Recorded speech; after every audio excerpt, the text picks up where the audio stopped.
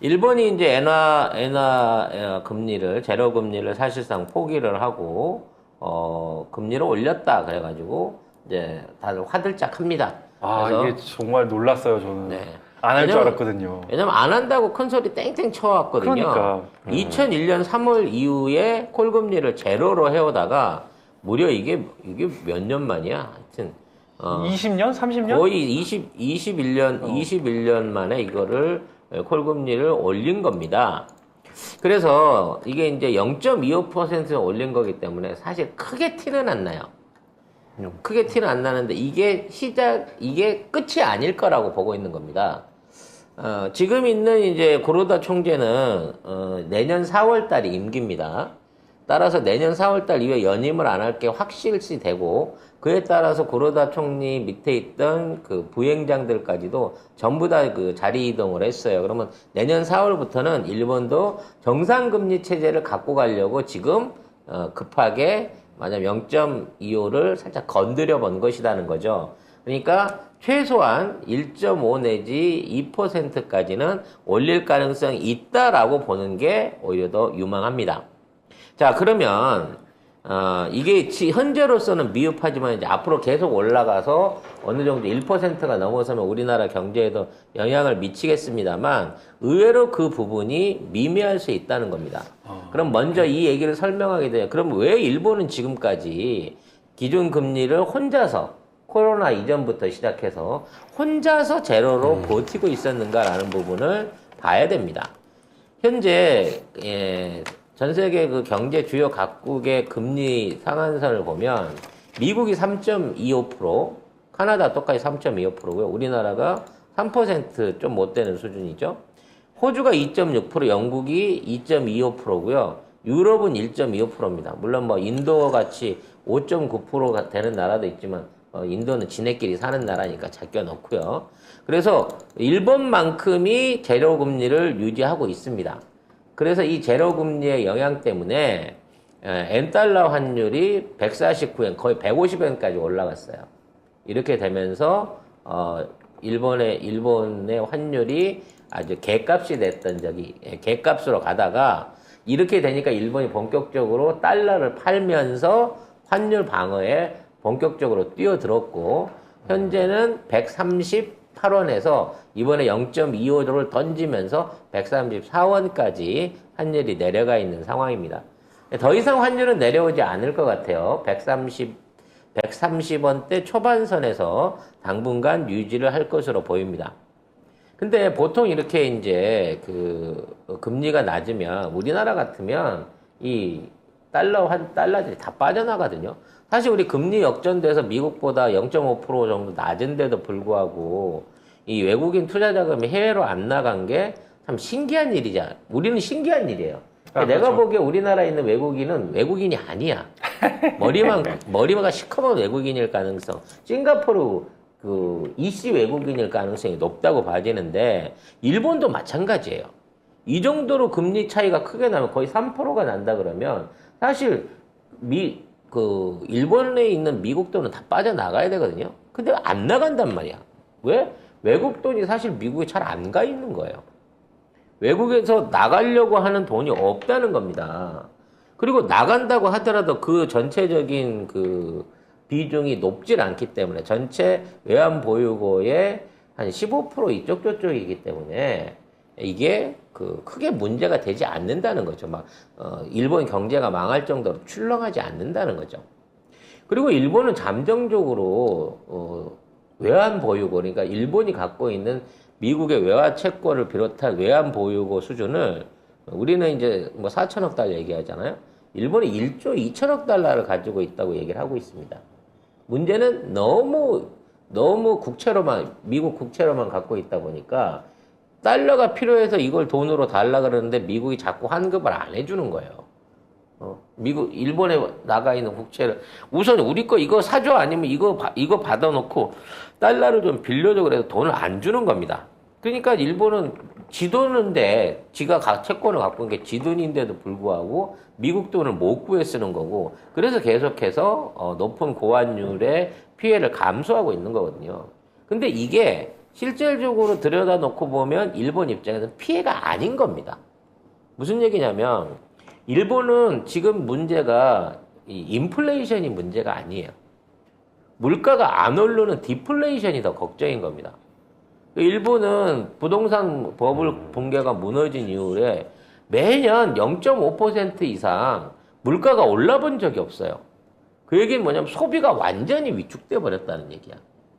그리고 늘 엔화가 가치가 시장에서 유지되고 있었기 때문에 일본 내 자국산 제품을 사는 것보다는 수입산을 사는 게 훨씬 더 싸게 먹혔기 때문에 일본 안에서의 내수 활성이 거의 되질 않았다는 겁니다. 근데 지금 이렇게 억지로 환율을 유지하면서 금리 차로 인해서 환율이 낮아지게 되니까 일본의 경제가 역전이 된 거예요. 외화하고 국산하고. 쉽게 말해서 일본 쇠고기를 사 먹으면 옛날엔 미국산 쇠고기가 훨씬 더 쌌으니까 미국산을 사 먹었었는데 환율이 1.5가 돼버리니까 이제는 일본산 쇠고기가 더 싸진 겁니다. 그래서 일본 안에서의 내수가 활성화되기 시작한 거예요. 그러니까 이런 그 상황 역전 속에서 일본 입장에서는 일단 수출 경쟁력이 생깁니다. 워낙 이제 엔화 가치가 떨어져 있는 상태라서 국제 시장 안에서 수출 경쟁력이 생겨가지고 한국은 물론 중국보다도 물건을 더 싸게 팔 수 있는 경쟁력을 확보한 거예요. 그래서 어찌 됐거나 매출이 잘 나간 겁니다. 문제는 이제 매출을 잘 해갖고 돈을 벌었는데 이게 원자재 가격이 너무 올라버리니까 팔고도 미치는 현상이 발생한 거예요. 그래서 무역 적자가 발생하긴 했습니다만 어찌됐거나 정상적으로 수출이 되고 내수가 살아나는 효과를 보면서 물가 상승률이 3%까지 올라갔습니다. 이거는 고무적인 현상인 거죠. 그러니까 일본 경제는 너무 잠잠하고 안 움직이던 거였는데 나라 망할 줄 알고 있었는데 이렇게 엔화 가치가 150엔까지 달러당 150엔까지 올라가니까 국내에서 내수가 살아나고 수출이 살아나게 된 거예요. 얼씨구나 이거 좋은 일이다 이렇게 된 거죠. 그래서 이걸 계속 유지를 하려고 하였으나 이렇게 되면 진짜 인플레이션으로 인한 그 경제 경색 효과가 높아질 우려가 생기니까 지금 있는 이 물가가 3% 오른 건 너무 좋지만 3%는 좀 심했고 2% 정도에서 앞으로 유지가 되면 좋겠다라는 차원에서 0.25% 인상을 살짝 발표만 해서 던진 겁니다. 그래 놓고 0.25 발표를 해놓고 뒷구멍으로는 뭘 했냐면 일본 장기채에 대한 매입을 늘리고 그 다음에 10년물 장기 채권에 대한 이자율을 동결을 시켰어요. 그러니까 장기적인 상황 하에서는 금리를 제로 상태로 만들어 놓고 효과를 만들어 놓은 상태에서 대외적으로 앞으로 우리가 금리를 올릴 거야 라는 신호만 줘가지고 인플레이션을 막은 겁니다. 이게 무슨 의미냐면 물가가 계속 오른다고 생각하면 사람들이 돈을 더 써요. 지금 안 쓰면 내년에 쓰면 물가가 오르면 그만큼 못 사잖아요. 그러니까 소비가 폭증이 된단 말이야. 근데 금리가 오른다는 얘기를 들으면 그때 가면 물가가 오히려 떨어질 거를 생각하기 때문에 사람들이 돈을 쓰는 거를 자제를 한단 말이야. 그대로 쥐고 있다가 내년 정도에 저축을 하든지 그때 가서 돈 가격이 유지가 됐을 때 그때 갖고 새로 소비를 해야지라고 소비를 줄인다는 얘기죠. 그러니까 이 효과를 보기 위해서 가시적으로만 쉽게 말해 사기를 친 거예요. 일본 국민들한테. 0.25%를 올리겠다. 그리고 내년 4월 달까지 지속적으로 올릴 수 있다라고 하는 시그널만 준 겁니다. 결과적으로 이거는 말 그대로 시그널이기 때문에 일본은 지금 있는 상태에서 물가 상승을 2% 전후에 고정을 시키면서 지금의 제로금리를 0.25금리나 제로금리나 거의 똔똔이에요. 이 금리 차이를 이 콜금리만 올렸지 기준 환율은 안 올린 거니까 제로금리를 지금 일본이 마이너스 0.1%거든요. 그러니까 마이너스 금리란 말이야. 요걸 제로금리 수준으로 유지하는 쪽으로 갈 겁니다. 왜냐하면 만일에 일본이 지금 있는 상황에서 금리를 2% 올린다라고 하면 지금 일본이 갖고 있는 궁극적인 그 일본 국채, 그러니까 일본 정부가 갚아야 될 국채 수준이 GDP의 200, 그러니까 GDP의 얼마지? 250% 수준이거든요.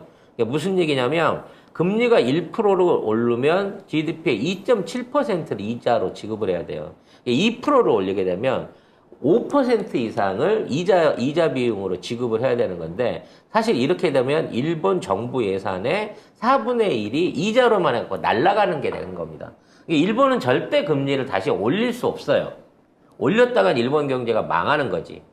다만 지금 있는 상황에서 경제가 정상적으로 돌아간다고 생각하고 있기 때문에 환율은 130엔대 달러당. 그 다음에 물가는 한 2%대 상승률. 그리고 거기 맞춰갖고 뭐 임금 인상은 0.5%나 1%만 끌고 가면서 지금 활성화되기 시작하는 내수 기준을 유지해갖고 가려고 노력할 것이다라는 게 정확한 분석입니다.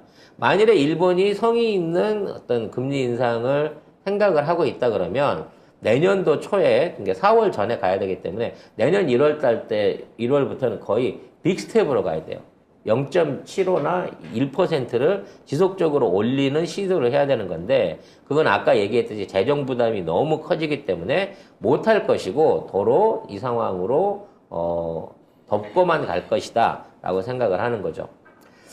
우리 산업에 일본 금리가 영향을 미칠 거다라고 생각하는 거는, 일본이 금리가 이렇게 올라가게 되면 결과적으로 우리나라하고 수출을 하는데, 수출 경쟁력을 하는 데 있어가지고 수출 상품들이 부딪힐 것이다라고 하는 생각을 하기 때문에 이 경제 영향력을 얘기를 합니다. 기존까지는 엔저라서 이제 완전히 똑같은, 그러니까 철강 그리고 자동차는 일본 엔저니까 수출할 때 그쪽이 항상 유리했다는 말이 있었는데, 엔저가 이제 깨지는 상황이 되면 우리가 조금 더 유리할 거다라는 시장의 분석이 있습니다. 근데 중요한 건 일본하고 우리하고 시장에서 부딪히던 시절은 지났습니다. 그건 2000년도나 2010년도 때 얘기예요. 이미 우리나라의 10대 주요 그 수출품들은 일본이랑 경쟁력을 완전히 달리하고 있습니다.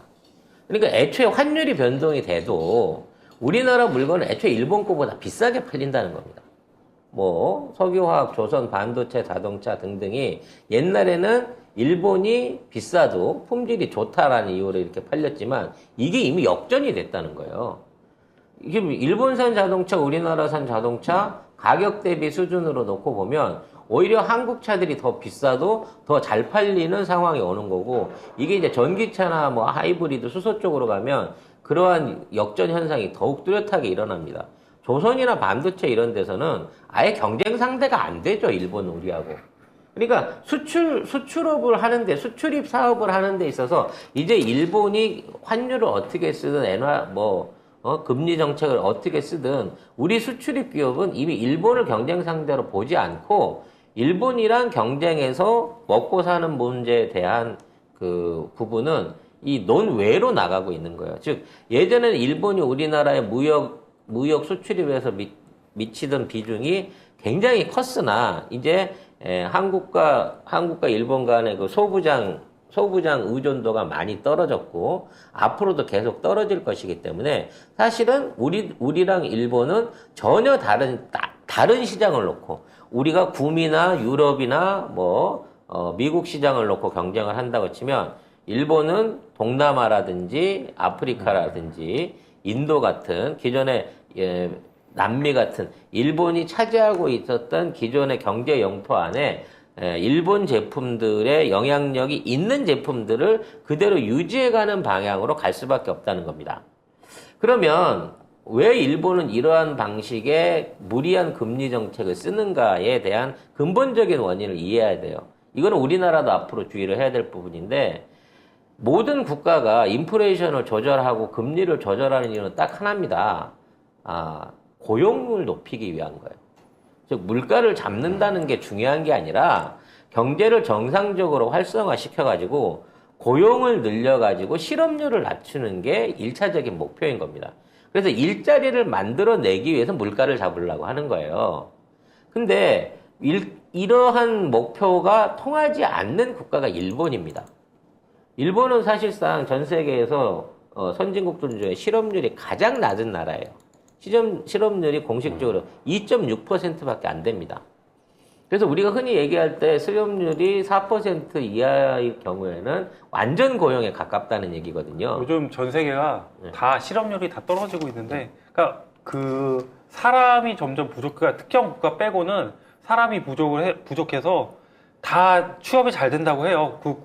우리나라도 점점 그렇게 돼가고 있다고 그 해요. 점이 문제인 겁니다. 일본의 실업률이 낮은 이유는 일본 안에서 노동 인구가 1,000만 명 이상 10년 만에 줄었기 때문에 감소돼서 우리도 똑같이 그 길로 가고 있고요. 그래서 일본 일자리 비중을 따지면 일자리가 137개고 일할 사람이 100명이에요. 네, 맞아요. 그래서 맞아요. 골라서 일을 할 수 있을 만큼 만성적인 노동력 부족에 시달리고 있고 그게 점점 더 심화되고 있습니다. 문제는 물가가 오르지 않는 상태에서 실업률이 낮다 보니까 임금 인상이 안 되고 일자리의 형태가 정규직이 아닌 비정규직 임시직으로 몰려가게 되면서 점점 더 노동의 질이 떨어지고 있다는 거죠. 그래서 일본 사람들은 그러한 비정규직 일을 회피하게 되는 거고 그 회피하는 일자리들을 외국인 노동자들이 와서 지금 떼우고 있는 상황인 겁니다. 따라서 이러한 일본의 그 현실적인 시점에서 어떠한 희생을 치르더라도 재정 적자 이런 게 중요한 게 아니고 인플레이션을 통한 기업 활성화, 임금 인상 이걸 통한 물가 인상을 통해 가지고 정상적으로 활기찬 경제가 돌아갈 수 있게끔 해야 된다는 거예요. 즉 노동시장에 노동 인구가 줄어들고 이로 인해서 내수가 줄어드는 게 일본의 가장 당면한 과제이기 때문에 일본은 무역 적자가 생기든 재정 적자가 생기든 상관없이 어떠한 방법으로든 경제 활성화 쪽에서 올인을 해가고 있는 겁니다.